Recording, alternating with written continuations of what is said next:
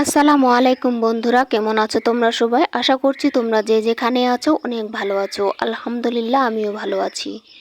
তো বন্ধুরা, খুব সকালে ঘুম থেকে উঠেছি, তোমরা ভিডিও দেখে বুঝতেই পারছো। তো সকালে ঘুম থেকে উঠে তোমাদেরকে একটু চারিদিকটা দেখিয়ে দিলাম। আর এই দেখো বন্ধুরা, এখন ক্যামেরাটা এক জায়গায় রেখে এখন বাইরে যাব।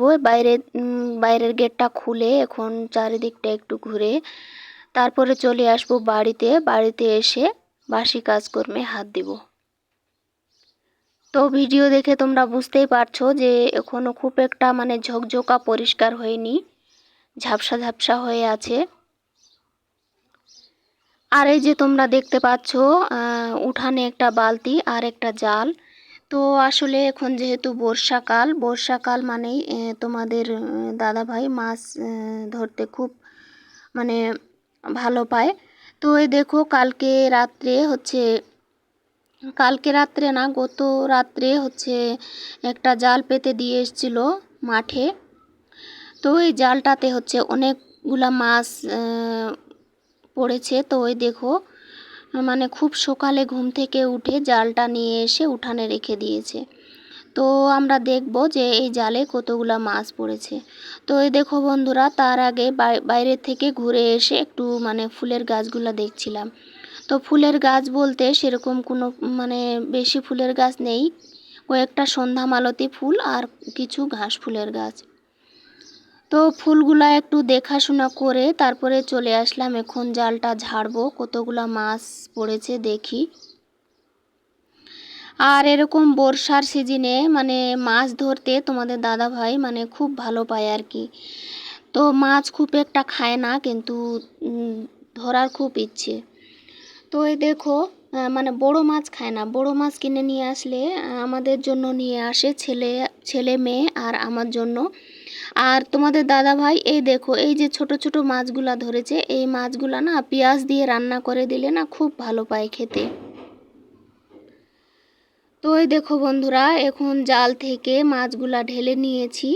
আর এই যে বালতিটা দেখতে পাচ্ছ, এই বালতিটাতে আরও কিছুটা মাছ আছে, যেগুলা কালকে তোমাদের দাদা ভাই ধরেছিল। তো এই মাছগুলা পানি দিয়ে বালতির মধ্যে ঝিলিয়ে রেখেছি। আর যেগুলা আজকে ধরেছে এইগুলো বেছে তারপরে এই বালতিটাতে রেখে দিব। তো গ্রাম পরিবেশে এরকম ফ্রিতে মাছ ধরে, ফ্রিতে মাছ পাওয়া যায়। ফ্রিতে কেন বলছি, যে শহরে টাউনের দিকে মাছ বিক্রি করতে নিয়ে যায় গ্রামের লোকেরা, তারপর ওরা কিনে তারপর খেতে পায় আর কি। আর আমাদের গ্রামে একটা জাল থাকলে হয়ে গেল, একটা জাল থাকলে অনেকগুলা মাছ পাওয়া যায় বিনা পয়সায়। তো এই দেখো গ্রামে এরকম জাল দিয়ে অনেকগুলা মাছ একসঙ্গে ধরে তারপরে এরকম কোনো একটা পাত্রে পানি দিয়ে ঝিলিয়ে রেখে দেওয়া হয়। তারপরে আস্তে আস্তে 2-3 দিন ধরে খাওয়া যায় আর কি।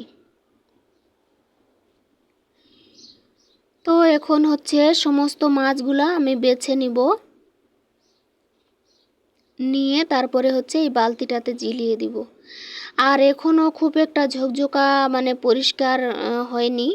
আর তোমাদের দাদা ভাই আর ছেলে কেউই এখনও ঘুম থেকে উঠেনি। তো যতক্ষণে ওরা ঘুম থেকে উঠবে ততক্ষণে আমার বাসি কাজকর্ম করা হয়ে যাবে। তো চলো তোমরা দেখতে থাকো আজকে আমি কি কি কাজ করি। তো বন্ধুরা, কোথাও কোনো অংশে যদি একটু ভালো লেগে থাকে অবশ্যই একটা লাইক করো। আর তোমাদের একটা লাইক আমার অনেকটাই এগিয়ে যাওয়ার আশা আর কি থাকে। তো অবশ্যই একটা লাইক করো। আর তোমরা ভিডিওটা কেমন লাগলো অবশ্যই কমেন্ট করে জানিও। আর চ্যানেলটা সাবস্ক্রাইব করে আমার পাশে থেকো। যারা আগে থেকেই সাবস্ক্রাইব করে রেখেছো তাদের জন্য অসংখ্য অসংখ্য ধন্যবাদ ও দোয়া রইল। তো এই দেখো বন্ধুরা, তোমাদের সঙ্গে গল্প করতে করতে আমার মাছগুলো প্রায় বাছা হয়ে গেল। তো চলো তোমাদেরকে একটু দেখিয়ে দিই।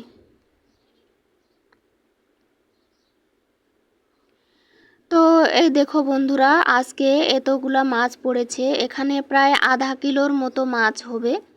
তো এই দেখো সমস্ত মাছগুলা বেঁচে আছে, এগুলা হচ্ছে এই দেখো এই বালতিটাতে করে জিলিয়ে এখানে রেখে দিয়েছি।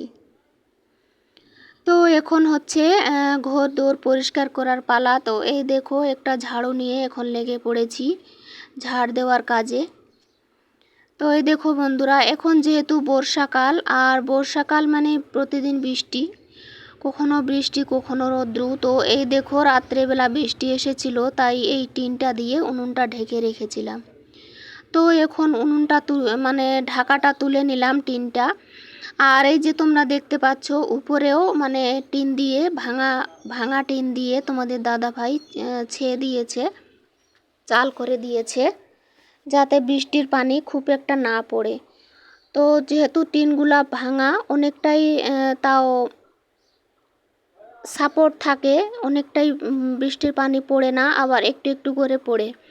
তো এই দেখো বৃষ্টির পানি পড়াতে এই দেখো উনুনগুলা মানে কালো কালো হয়ে যায় আর কি।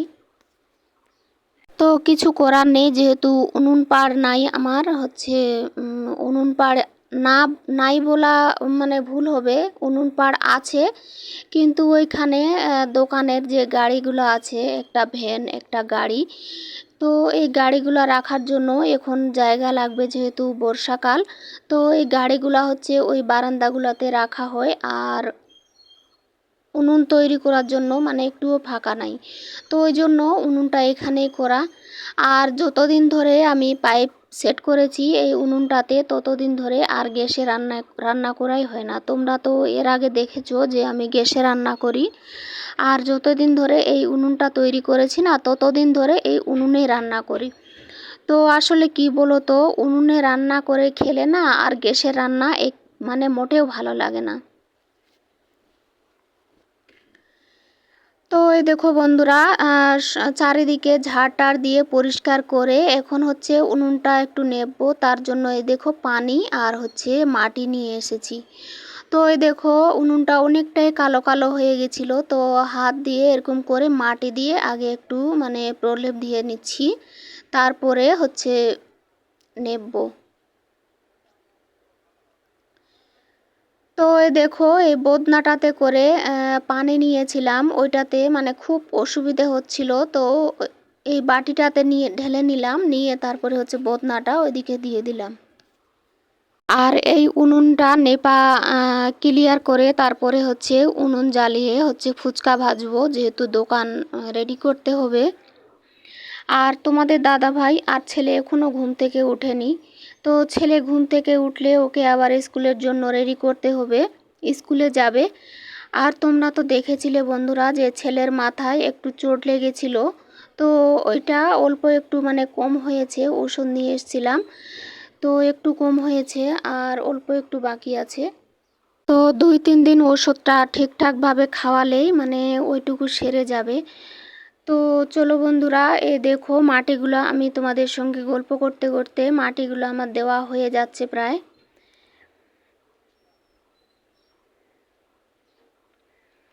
তো এই দেখো বন্ধুরা, আমার মাটি দেওয়া হয়ে গেল, এখন হচ্ছে এই নেতাটা দিয়ে অল্প একটু মানে নিপে দিচ্ছি সুন্দর করে।